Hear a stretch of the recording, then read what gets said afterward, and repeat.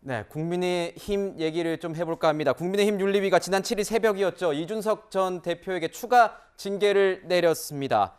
당원권 정지 1년이 추가됐죠. 총 1년 6개월간 당원권이 정지가 되는 상황입니다. 국민의힘 이야기 들어보겠습니다. 다음은 징계 결정. 국민의힘 전 대표 이준석 당원권 정지 6개월에 추가하여 당원권 정지 1년을 의결함. 당원 개정과 새 비대위 구성을 저지하기 위한 가처분 신청을 한 것이 핵심 이유가 되고요. 지속적인 모욕적 비난적 표현을 사용하며 타인의 명예를 훼손하는 것은 민심 이탈을 촉진시킨 행위로 볼 수 있습니다. 자, 당 소속 당에 뭔가 피해를 끼쳤다. 그것이 이번 윤리위 결정에 큰 영향을 미쳤다. 이렇게 이항희 위원장이 밝히고 있습니다. 자, 이 전 대표 같은 경우에는 승소를 자신했지만 가처분 완패했다. 이런 제목들이 달릴 정도로 기사화가 됐고 또 당 대표직 임기 역시 내년 6월까지인데 이번 대표 이게 징계가 이어지면서 추가 징계가 이어지면서 정치적 인생이 끝난 것 아니냐 이런 분석까지도 나오고 있습니다. 그런 상황에서 이준석 대표 이런 글을 남겼죠. 아마 보셨을 겁니다. 이순신 장군이 한 발언. 자, 이 얘기를 했습니다. 어떻게 보셨습니까? 구자웅 차장께서는 네. 이준석 대표 저 지방에 있을 때 인터뷰도 하셔서 심도 있는 내용을 또 물어보기도 하셨는데 어떤 의미가 있는 겁니까? 네. 일단 이준석 대표는 절대 국민의힘을 탈당할 의사가 없다라는 것을 저 8글자 네. 이순신 장군의 이 물령망 정중여산 이 글자에 이제 표현을 했다라고 보고요. 네. 그러니까 이준석 대표는 아마 절묘한 선택을 좀 이렇게 받았다라고 본인도 생각을 할 것 같습니다. 절묘한 네. 선택이었다. 왜냐하면 윤리위는 윤리위대로 추가 징계의 어떤 그 효과를 거두면서 이준석 대표의 정치 생명을 아주 자는 것은 아니거든요. 그러니까 정치인에게 총선 출마의 기회를 봉쇄한다는 것은 말 그대로 이제 정치적 사망 선고와 같다 이렇게 볼 수가 있는데 이번 그 윤리위의 중징계는 추가 1년 당원권 정지이긴 하지만 2024년 4월 총선에 비해서 석 달 전에 이제 징계 시효가 만료가 됩니다. 네. 그리고 앞으로 비대위 이후에 들어서게 될 새 지도부가 어떤 그 지도부의 결정에 따라서는 그 징계를 약간 유예 조치할 수도 있는 이 가능성이 남아있기 때문에 이준석 대표로서는 당 대표로에서 쫓겨난 것은 개인적으로는 굉장히 이 불행한 일이지만 국민의힘 전체를 놓고 봤을 때는 전임 당대표와 현 비대위가 갈등이 계속되다 보니까 이 정당 지지율도 추락하고 윤석열 대통령의 어떤 그 국정 수행 지지도도 이 제대로 이 끌어올리지 못하고 있는 이런 상황을 끊어내야 하기 때문에 윤리위로서는 추가 징계가 불가피했고 다만 이준석 그 전 대표의 정치 생명까지는 끊지 않겠다. 이런 어느 정도의 그 여지를 좀 남겨뒀다. 이렇게 볼 수 있을 것 같습니다. 그렇군요. 네, 그러니까 이제 상황은 정리하되 어떤 절묘한 징계를 처분을 내렸다라는 분석을 해주셨는데 저희가 이 총선 시간표를 같이 보면서 분석을 이어가면은 좋을 것 같습니다. 그러니까 이 징계에 따르면 이준석 전 대표의 복귀가 2024년 1월 8일인데요. 이 총선이 2024년 4월 10일에 있습니다. 시간표로 봐도 시간은 촉박해 보이는 게 사실이고 어려울 것도 같은데 일각에서는 물론 가능성을 열어뒀다는 분석들이 나와요. 소장님은 어떻게 전망하십니까? 지금 물리적으로 본다면 시간상으로 네, 본다면 네. 불가능한 건 아니죠. 그런데 저는 거의 불가능하다라고 거의 생각을 불가능하다? 그러니까 만약에 지금 총선에 공천을 줄 생각이 요만큼이라도 있었다면 네. 이런 거 갖고 징계를 안 하죠. 여러 사람들이 당내에서 징계 사유가 되느냐는 얘기를 하고 있거든요. 예컨대 2가지 사유잖아요. 거친 언사 그리고 가처분 신청. 네. 가처분 신청 많이들 했어요. 우리 예컨대 공천 탈락하신 분들 굉장히 많이 했는데 그때마다 이렇게 징계하지 않았거든요. 거친 인사, 양도구역 그 많이 했던 겁니다. 특히나 이제 전번에 선거 과정 속에서 윤석열 캠프에서도 그 얘기가 나온 바가 있어요. 지금 이런 걸로 이제 징계를 한다 그러면 사실 징계 받아야 되는 분들이 굉장히 많거든요. 그런데 지금 이준석 전 대표에게 했다는 것은 상당히 정치적 의도성이 있는 것인데 여기서 시간을 조금 남았으니 이게 공천의 여지가 남은 것이다. 저는 일부러 발목을 잡으려고 하는 그런 희망 고문의 어떤 그런 맥락이 좀 있는 거 아닌가라는 생각을 하고요.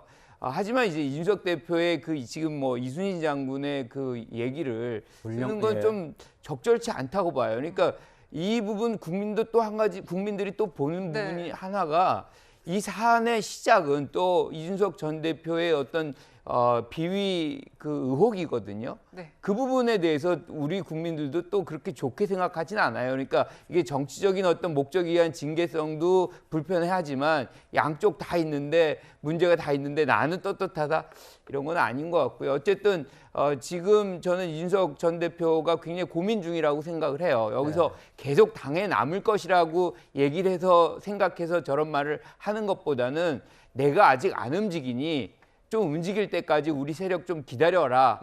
뭐 그런 메시지, 세력을 규합해서 언젠가 필요할 때 같이 움직이고자 하는 그런 맥락에서 지금 저런 메시지를 보냈다 이렇게 생각합니다. 당 윤리위, 뭐 당 지도부 같은 경우에도 2024년 정도에 가면 이 청년 표심에 큰 영향을 미칠 수 있는 이준석 대표가 당에 어떤 입장을 가지는지를 보고 이 청년 표심을 위해서라도 다시 끌어들일 수도 있다. 그러기 위해서 2024년 1월이라는 이 시기를 제시한 것 아니냐. 이런 분석들이 당내에서도 나오고 있습니다.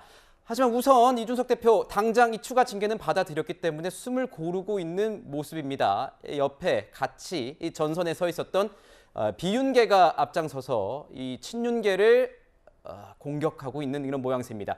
유승민 전 대표, 전 의원 얘기를 좀 해볼까요? 추가 징계가 확정되니까요. SNS에 이렇게 글을 올렸습니다. 윤리위를 강하게 비판을 했는데 이런 말, X라고 한 막말을 한 윤석열 대통령이 아니라 윤석열 당원은 왜 징계하지 않느냐? 지나가는 X가 웃을 일 아니냐? 이러면서 굉장히 신랄하게 비판을 했습니다.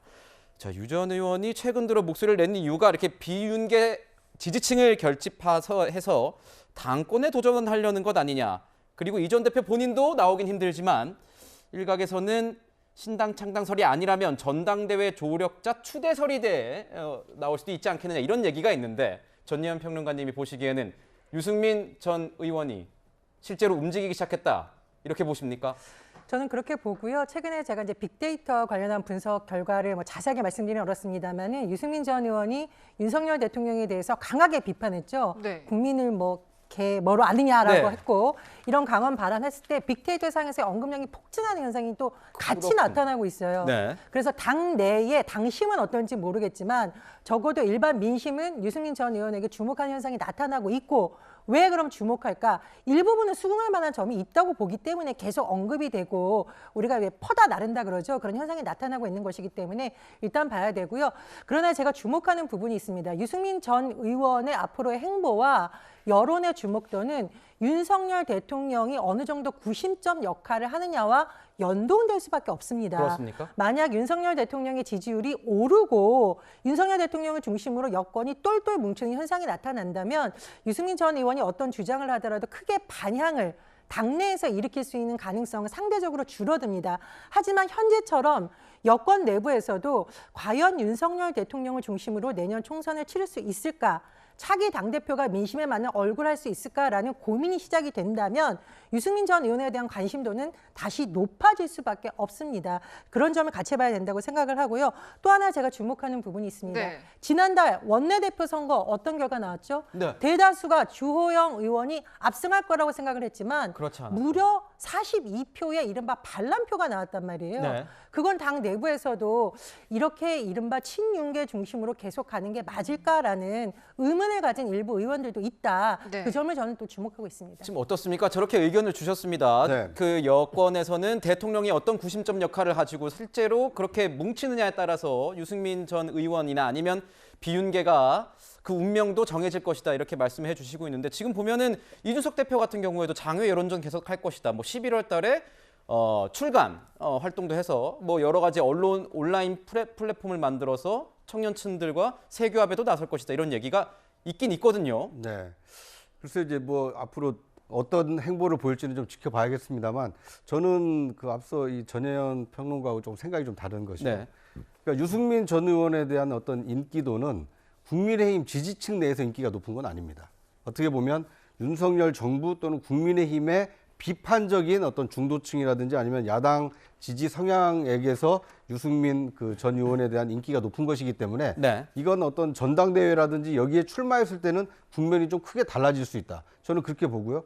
다른 한 가지는 주호영 원내대표와 이용호 의원이 맞붙었을 때 왜 60표와 40표로 네. 갈렸느냐. 이용호 의원을 직접 영입한 사람은 윤석열 대통령입니다. 그러니까 당내 세력 분포로 봤을 때 5선 중진인 주호영 의원이 원내 사령탑을 맡는 것이 좋겠느냐, 아니면 윤석열 대통령이 직접 영입한 이 호남 네. 출신, 이렇게 서진을 하려면 그래도 호남 출신 우리 당에 몇 안 되는 사람을 원내대표로 선출하는 게 좋겠느냐. 그러니까 전략적 선택의 결과가 6대 4였지 이것을 친윤 대 비윤으로 보기에는 그 약간 구도는 좀, 아니라는 그러니까 말씀이신 그렇게 거죠. 보기에는 좀 어려운 측면이 있다고 보이고요. 저는 이제 앞으로 정진석 비대위가 어떤 결정을 할지가 굉장히 중요하다고 생각이 듭니다. 비상대책위원회이기 때문에 새로운 지도부를 빨리 선출해서 정상화하겠다라고 결정을 할지, 네. 아니면 이준석 내홍 사태는 어느 정도 일단락이 됐지만 정당 지지율도 그렇고 대통령 지지율도 그렇고 그다음에 국내외적인 어떤 정세의 어떤 비상한 상황을 봤을 때는 지금 전당대회를 빨리 치를 때가 아니다. 일단 국정을 안정시키는 게 먼저다. 저는 내년 2월 전당대회가 아니라 내년 8월 전당대회. 8월 이요? 아주 늦게는 내년 연말까지도 늦출 수 있는 충분한 명분이 있거든요. 그래서 정진석 비대위가 과연 빨리 그 전당대회 일정을 확정하고 새 지도부 구성에 나설지, 아니면 그 지금 대선 이후에 그 흐트러진 어떤 당심을 먼저 추스르기 위해서 전당대회는 조금 시점을 좀 늦추고 일단 당을 정상화하는데 중점을 두겠다, 이렇게 나설지, 아마 그것이 아마 국민의힘의 어떤 새 지도부 선출을 위한 그 시간표가 달라지지 않을까 하는 생각이 듭니다. 이동훈 위원님도 하실 말씀 있으신 것 같습니다. 네, 유승민 그 전 의원이 최근 하는 발언을 보면은 당내에서의 이제 대통령 견제라든지 이런 차원과 수준을 훨씬 넘어가 있어요. 넘어가야 되지 않을 선을 조금 넘는 경향이 있는데, 예를 들어서 뭐 양두규기 징계 사유라면 XX는 왜 징계하지 않느냐. 대통령이 뉴욕에서 한 말은 그 혼잣말이고 단발성으로 해프닝성입니다. 이준석 전 대표가 했던 그 당 내분 조장 발언들은 지속적으로 공개적으로 했죠. 어떻게 두 개를 같이 비교합니까? 지금 이제 유승민 전 의원은 이제 비주류 대표로서 한번 당권을 도전해 보려고 하는 것 같은데, 도전을 할 수 있죠. 그러나 아마 가능성은 굉장히 낮을 거예요. 이용호 의원이 이제 원내대표 경선에서 42표 받은 거를 이제 뭐 생각하는 모양인데, 참고를 하려면은 그 앞에 조혜진 의원이 권성동 의원이랑 붙어서 받은 22표, 그거를 참고해야 될 것 같고, 그나마도 조혜진 의원은 두루두루 인간관계가 좋아서 그 정도 받은 거고, 유승민 의원은 그 정도도 제가 보기에는 어렵습니다. 왜냐하면은 저기 국민의힘의 경선이라는 거는 그 전체 그 당원 가운데 30%를 차지하는 TK, 그다음에 20%를 차지하는 PK 민심이 굉장히 중요한데, 현직 당원들은 그 유승민 그 의원에 대한 인식이 좋지 않고 반감이 오히려 크다, 이렇게 볼 수 있으니까 그런 부분을 잘 극복하셔야 될 것 같고, 지나갔지만 그 이준석 전 대표에 대해서도 잠깐 얘기하면은, 이준석 전 대표에 대한 징계는 다 끝난 게 아니에요. 일단 이제 지난 징계는 그래도 이제 이준석 전 대표에게 마지막 기회를 준 거라는 의미는 줄 수 있겠죠. 네. 앞으로 이제 경찰 수사 결과가 나오면은 거기에 따라 또 징계를 할 수 있고, 또 지금 아마 이제 이준석 대표가 앞으로 어떻게 나올지 모르겠는데, 계속 당 내분을 조장하고 또 분탕질을 치면은 어쩔 수 없이 다시 징계할 수밖에 없습니다. 네. 그래서 지금 징계가 끝난 것도 아니고, 네. 그걸 토대로 해서 그 다음 총선이나 이런 걸 얘기하는 거는 좀 너무 섣부르다, 뭐 이렇게 얘기하고 싶습니다. 그렇군요. 자, 지금 또 소장님께 하나 여쭤보고 싶은 게 이런 겁니다. 유승민 전 의원 얘기를 계속 하고 있었으니까요. 유승민 전 의원 같은 경우에는 당권 경쟁에서 지더라도 계속 비윤계 좌장으로 남게 되면은 본인에게는 정치적으로 이득이다, 이런 표현도 좀 있습니다. 윤석열 정부가 만약에 흔들릴 가능성이 있다면 차기 대권 주자로도 뛸 수도 있고, 그렇기 때문에 유승민 전 의원의 이 행보 제대로 봐야 된다, 이런 평가도 있는 것 아니겠습니까? 좀 동의합니다. 그러니까 지금 과거의 정당들과는 달리 사실은 대통령의 선택이 모든 걸 결정하는 시대는 이미 지났어요. 그리고 지금 우리가 자세히 보면 지금까지 국민의힘 당의 어떤 내분 과정을 보면 윤석열 대통령의 대척점에 이준석 전 대표가 있었어요. 지금 굉장히 빠지면서 유승민 전 의원이 올라오고 있거든요. 이런 분위기를 우리가 볼 필요가 있다는 거죠. 아까 뭐 원내대표 결과가 그렇게 중요하지 않다라고 생각을 말씀하셨는데 저는 거기에 동의하지 않아요. 그러니까 선거라는 것이 지금 뭐 전대는 특히나 국민들도 많이 참여하고요. 당원 전체가 참여합니다. 지금 원내대표 국회의원들만의 투표 과정 속에서도 이 정도 보였다면 지금 총선의 과정에서 국민의 선택을 받아야 되는 이런 장면에서는 더 대중성의 문제, 더 국민들이 선호하는 바에 따라갈 수밖에 없는 거거든요. 그렇게 본다면 지금 유승민 전 의원의 어떤 선택 이것도 굉장히 중요한 얘기고 또 한 가지가 뭐냐면 우리가 이제 친윤계들이 지금까지 잘 해왔다. 이 당을 잘 관리해왔다라고 하면 사실 이런 분란이 별로 없어요. 대통령의 90명이 굉장히 크다라고 하면 여기서 이런 논란 자체가 발생하기 굉장히 어렵습니다. 네. 그런데 지금의 상황을 보면 대통령실에서 이미 50명이 막 나오고 거기다가 뭐 정치인들이 어떤 뭐 이 우리가 얘기하는 일종의 이제 선거가 끝나면은 자리를 받고 뭐 이런 과정들이 있거든요. 거기서 많이 배제가 돼 있어요. 이런 부분들이 사실은 이 대통령에게 뭔가 구심력을 더 발휘 못하게 하는 그런 장면으로 이어지고 있기 때문에 저는 조금 더 지켜봐야 되는 상황이 많다 이렇게 봅니다. 네. 네, 어찌됐든 좀 굉장히 오랜만에 국민의힘 이 비대위가 좀 안정을 찾은 이런 상황 속에서 바로 차기 당권에 대한 궁금증은 커지고 있습니다. 그러면서 이제 김기현 의원이 안철수 의원을 공격하는 발언을 하고 있고요. 그러자 윤상현 의원이 또 김기현 의원을 공격하는 그런 이제 구도가 이루어지고 있어요. 평론가님, 뭐 당권 주자들의 상호 견제가 본격적으로 시작된 겁니까? 아무래도 이제 차기 전당대회를 염두에 두고 지금부터 여론전도 하고 있는 것이고 그리고 가린 후보들의 전력을 언급하고 있는 것은 아무래도 핵심 당원들에게 본인이 정통적인 보수 주자이고 어려운 때에도 당을 지켰다라는 부분을 일부 주자들이 강조하려는 것으로 보입니다. 그런데 제가 보기에 차기 당대표 선거에서 당심이 매우 중요할 수밖에 없습니다만 앞으로의 총선이라던가 정치적인 진로를 고민하는 많은 사람들로서는 대중성도 고민할 수밖에 없습니다. 대중성이요? 그렇기 때문에 네. 저는 과거에 전력을 두고 공격하는 것은 큰 변수가 되기는 이제 어렵다고 네. 생각이 들고요. 사실 돌아보면 김종인 비대위원장 같은 경우에도 민주당에 가서 선거를 지휘한 적도 있고 또 이쪽에 와서 선거를 지휘한 경력이기 진영을 때문에 넘나들었죠. 예, 그 진영 문제는 뭐 일부 핵심 지지층에서는 고개를 끄덕일 수 있지만 큰 변수는 되기 어렵다고 봅니다. 제가 보기에 오히려 지금 국민의힘에서 지금 지켜봐야 될 대목은 누굽니까? 국민의힘은 도대체 어떤 정당에 대해서 아하. 뚜렷하게 얘기를 네. 못 해주고 있다라는 거죠. 예를 들면은 이명박 대통령 시절에 나왔던 경제를 중심으로 한 시장 경제를 중심에 뒀던 건지 네. 아니면 박근혜 정부 탄생 시기에 나왔던 보수 어떤 안보 보수가 중심이 된 것인지 지금 이게 여러 가지가 혼재되어 있어서 도대체 어떤 정당을 만들겠다는 것인지 잘 차별화가 되지 않고요. 두 번째로 본인이 모두 어떤 주자들로서 경쟁력이 있다라고 하는데 아까 말씀해주신 부분들하고 저는 조금 다른 의견이 있다면 당대표라는 것이 당의 확장력을 위해서는 일부분 중도 확장력도 있어야 되는데 네. 그걸 잡기 위해서 본인들이 어떤 보관을 가지고 있는지는 아직 뚜렷하게 나오지 않고 있습니다. 그래서 제가 보기에 오히려 핵심 지지층의 마음을 잡는 것도 중요합니다만은 당의 확장력을 위해서 본인이 어떤 보관을 갖고 있는지 밝히는 것도 중요한 시점이 올 거라고 봅니다. 그렇군요. 김기현 의원 같은 경우에는 지금 전당대회 나가겠다 이렇게 얘기를 하고 있는데 안철수 의원을 겨냥해서 창당, 탈당, 합당 이력이 8번이나 되더라 이러면서 먼저 공세를 했고 여기에 대해서 안철수 의원 같은 경우에는 나에게는 중도 표심을 확장할 수 있는 그런 능력이 있다. 이런 얘기를 했습니다. 윤상현 의원은 김기현 의원이 나가도 너무 나갔다. 그런 이력으로 비판해서는 안 된다. 이러면서 서로 기싸움을 벌이고 있는 상황입니다. 주호영 의원, 정진석 비대위원장, 나경원 전 의원까지 지금 10여 명 정도의 이름이 전당대회에 오르내리고 있습니다. 앞으로 조금 더 지켜봐야 될 것 같습니다. 자, 여기서 윤석열 대통령 지지율 잠깐만 한번 볼까요? 윤석열 대통령 지지율이 3주 만에 반등을 했다. 이런 얘기가 나오고 있습니다.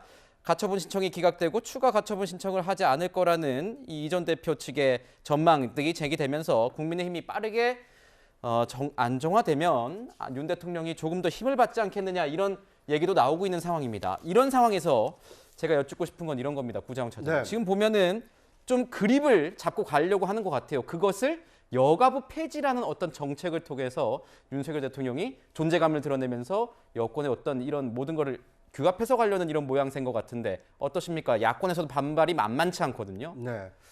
그러니까 이제 좀 어떻게 보면 만시지탄이죠. 좀 늦은 감이 있습니다. 그러니까 왜냐하면 그 정권 인수위 시절에 정부 조직 개편안을 마련을 해서 국회에 넘겨서 통과를 시킨 다음에 윤석열 정부가 출범을 했더라면 이제 산뜻한 출발이 됐을 텐데 지금 이제 출범한 지 거의 이제 반년이 다 되는 상황에 이제 대선 공약이긴 합니다만 늦은 시점에 네. 이제 정부 조직 개편을 추진하다 보니 야당의 어떤 거센 반발 또 국회 통과 이것이 지금 상당히 어려워진 상황이기 때문에 아마 이것이 전국을 불안하게 만드는 새로운 불안 요소가 되지 않을까 하는 생각이 듭니다. 네, 자 저희가 이번 순서에서는 이준석 전 대표의 징계 이후 또 그리고 여가부 폐지 논란까지 전해드렸습니다. 국정감사 2주차에 접어들게 됐습니다. 국정감사에 스타가 나왔을까요? 한번 보시죠.